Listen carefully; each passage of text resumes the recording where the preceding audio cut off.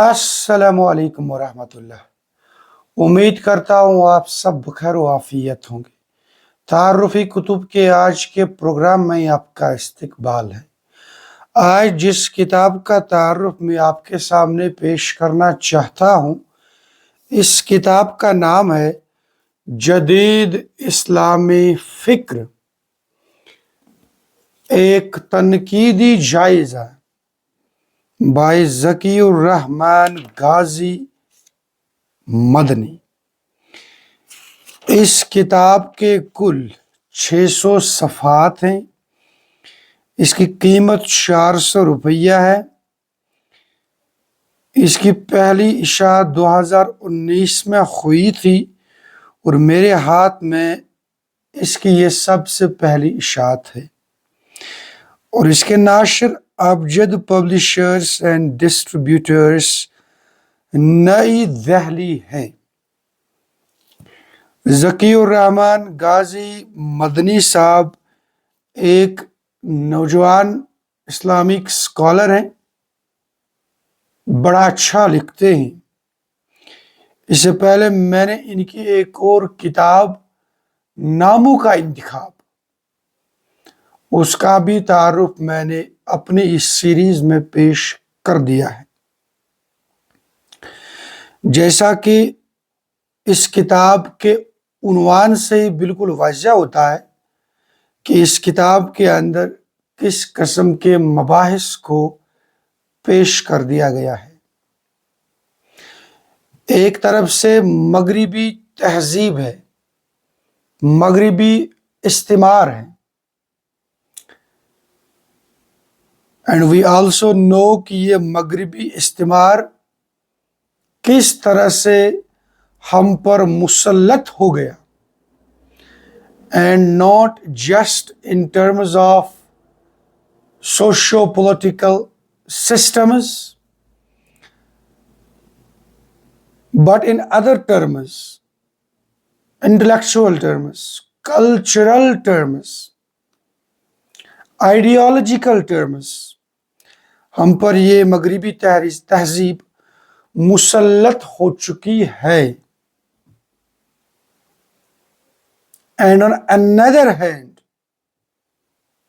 اس کے ذیل میں بہت سارے لوگ، بہت سارے اسلامک اسکالرس ایسے اٹھے ہیں، خصوصاً 18ویں صدی کے بعد، جنہوں نے چاہا کہ ہم اسلامی عبادات، مراسم اور باقی معاملات کو اسی مغربی تہذیب کے سانچے میں ڈھال دیں۔ یہ دونوں چیزیں ہم دیکھ رہے ہیں، these are going hand in hand, and ان کا آپس میں بہت قریب کا تعلق ہے۔ And sometimes we also see کہ بعض مسلمان اسکالر انفیریورٹی کمپلیکس کے شکار ہو چکے ہیں، یا وہ مغربی تہذیب کے اتنے دل دادہ ہو چکے ہیں کہ وہ چاہتے ہیں کہ ابھی تک ہمیں جو دین کے نام پر سکھایا گیا ہے، پڑھایا گیا ہے، بتا دیا گیا ہے، وہ سراسر غلط ہے۔ اینڈ آفٹر دیٹ ہم سود کا بھی جواز نکالتے ہیں آن دا پریٹیکسٹ دیٹ آف ایک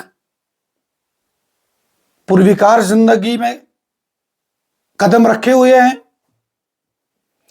وی آلسو سی خواتین کے اوپر یا مردوں کے اوپر بھی جو پردہ کے حوالے سے احکام ہے، وی آلسو ٹینڈ ٹو سے یہ دقیانوسی ہے، اس کو ہٹا دو۔ مزید ہم یہ بھی دیکھ رہے ہیں دیٹ مرد و زن کا اختلاط، اس حوالے سے جو ممانعت شریعت کی روح سے ہم پر عائد کر دی گئی ہے، مغربی استعمار کے تناظر میں ہم سمجھتے ہیں یہ کیا بتا دیا ہے. اسی طرح سے اور بھی کئی سارے مسائل ہیں where we try to fit Islamic code into this Western civilization. چاہے پھر وہ مغربی استعمار یا مغربی آقا خوش کرنے کے سلسلے میں ہو یا وہ انفیریورٹی کمپلیکسٹی کے سلسلے میں ہو.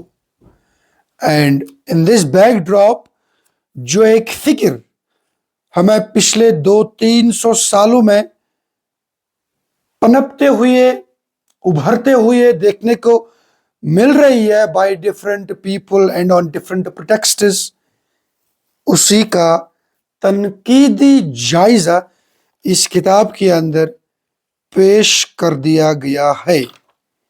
اینڈ دیٹس وائی اس کتاب کے مقدمے میں بھی مصنف کہتے ہیں کہ یہ کتاب جدید اسلامی فکر کے کارناموں اور جدید مسلم مفکرین کی علمی کاوشوں میں پائے جانے والے مثبت پہلوؤں سے زیادہ اس موضوع پر ابھارے گئے اعتراضات اور اس موضوع کے حوالے سے اسلامی فکر میں در آنے والے انحرافات کے بیان پر مشتمل ہے.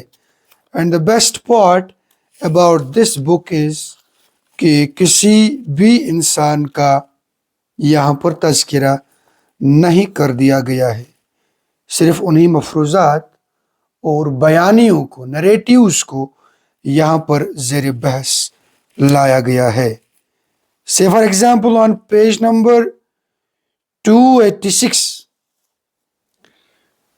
مصنف کہتے ہیں کہ سیکولرزم کے مدعی طبقہ مفکرین نے سماجی نظم و نسق کے مسائل میں خود کو آزاد رکھا اور اس پہلو سے اسلام میں کٹوتی کی.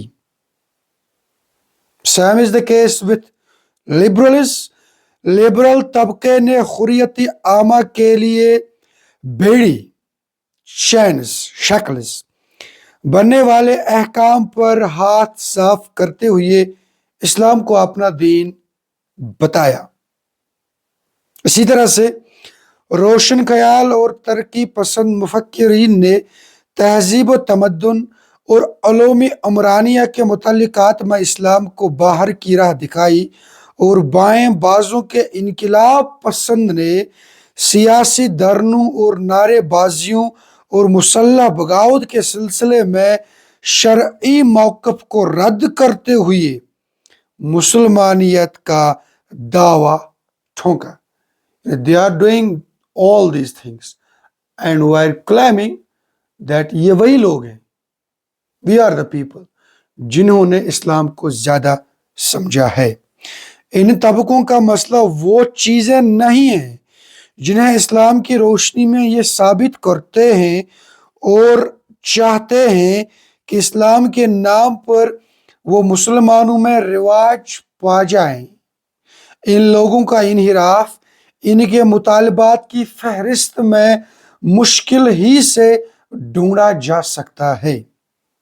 البتہ اسلام کے جن احکام و فروغ کی یہ نفی کرتے ہیں وہ ان کی سب سے بڑی پرابلم بنے ہوئے ہیں. اگر ہم ان چاروں فکری دھاروں کے قدیم و جدید مفکرین کی تحریروں پر نگاہ ڈالیں تو صاف مترشح ہوتا ہے کہ ہر طائفے نے بالا دست کلچر کی کچھ شقیں پکڑی ہوئی ہیں. وقت کی غالب تہذیب و ثقافت کے گودام سے ہر طبقے نے اپنے اپنے ظرف اور توفیق کے مطابق مصنوعات لے کر انہیں اسلامی قالب ریپر میں پیش کرنے کی کوشش کی ہے. اینڈ اسینشلی انہی موضوعات کو لے کر اس کتاب کے اندر بحث کر دی گئی ہے. لیکن اس کتاب کے اندر میں نے بہت زیادہ تکرار پایا. And in the main while بہت سارے مقامات پر بعض اقتباسات، بعض پیراگرافز ثقیل محسوس ہوئے.